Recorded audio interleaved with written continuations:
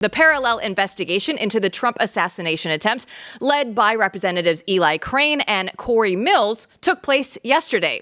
Corey Mills said that they want to try and rebuild the confidence in elected officials and noted that it's the first hearing, but it won't be the last. Here to discuss is Matthew Peterson, editor-in-chief of Blaze News, and Steve Friend, senior fellow for Center for Renewing America, FBI whistleblower, and co-host of the American Radicals podcast. So, Steve, thanks for joining us. I want to just jump in and ask you, can Americans be hopeful that this parallel investigation might be more fruitful than the current one going on inside Congress?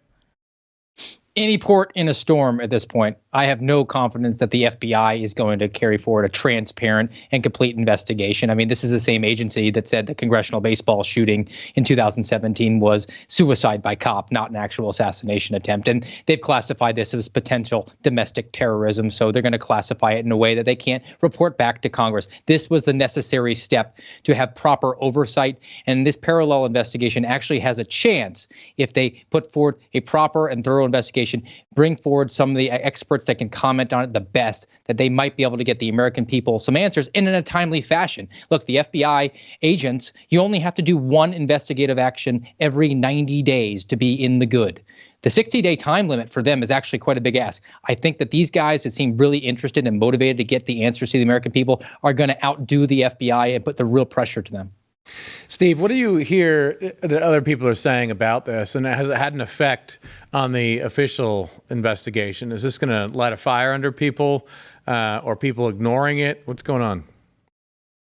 Well, I think that this will light a fire under people. I think that there's been actually an appetite galvanized within the media to expose some of the problems that have been ongoing within the Secret Service for a while. That's what gives me a little bit of optimism. I think I read a week ago in Real Clear Politics about the fact that Donald Trump's protective detail has some infighting going on, the fact that they had people falling asleep on duty, the fact that the people who were supposed to be running the show in Butler, Pennsylvania had no protection experience. The 2-decade experienced Secret Service agent who had proper oversight of that official event had never been on a protective detail. And that's been exposed in mainstream media at this point. I love that they have the parallel investigation going on, but the one thing that does concern me is they don't have subpoena power. So how is that going to play out with this parallel investigation? You can still do a lot. And that involves just recreating the scene, talking to the official witnesses here, and then putting the pressure on because you might not necessarily have subpoena power, but you do have oversight responsibilities. And there's a funding battle to be had. If these organizations, these agencies like the Secret Service, like the FBI, are not going to be forthcoming with that material, if they're going to say, I'm sorry, Congressman, can't comment on an ongoing investigation, there still is a last break glass, if necessary, situation here as the Republicans come up on the end of the fiscal year. There's going to be a budget fight. This could be a wedge issue. This is one case. They should demand the answers. They should demand the access to the materials that the FBI already has. You know, yesterday, Corey Mills talked about how is this, gross negligence that's essentially criminal at the level of criminality, or is something else going on here? What do you think is the tip of the spear for the questions that need to be asked to get it which this is? I think we need to go back in time.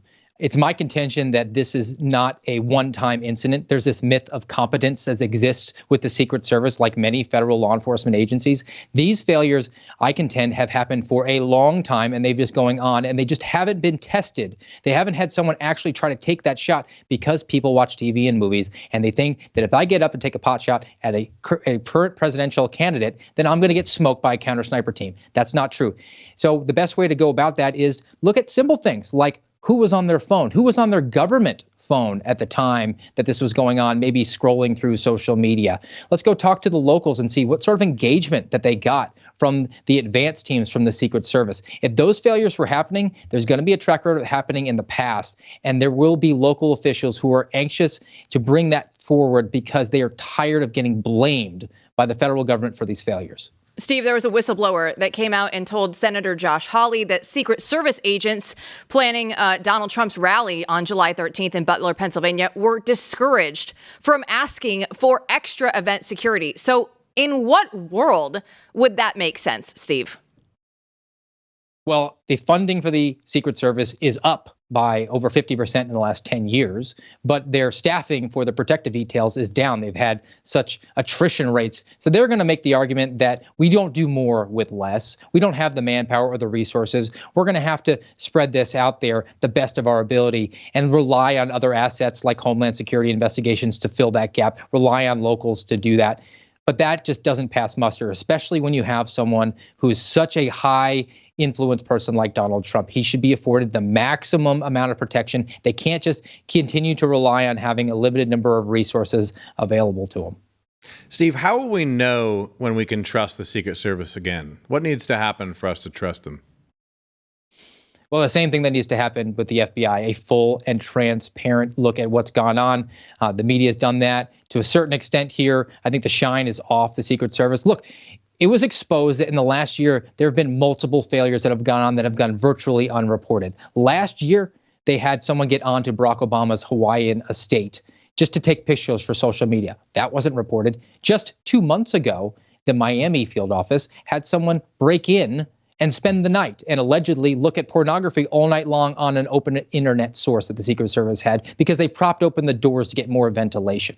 This is the myth of competence being fully exposed. And unless it comes to light to people and they realize how absurd it is that we fund these agencies, like the Secret Service gets $3 billion, like the FBI gets $12 billion, and they have just repeated failures over and over again, that will galvanize an appetite to do what is absolutely necessary at a federal law enforcement level, and that is to defang these agencies and empower locals.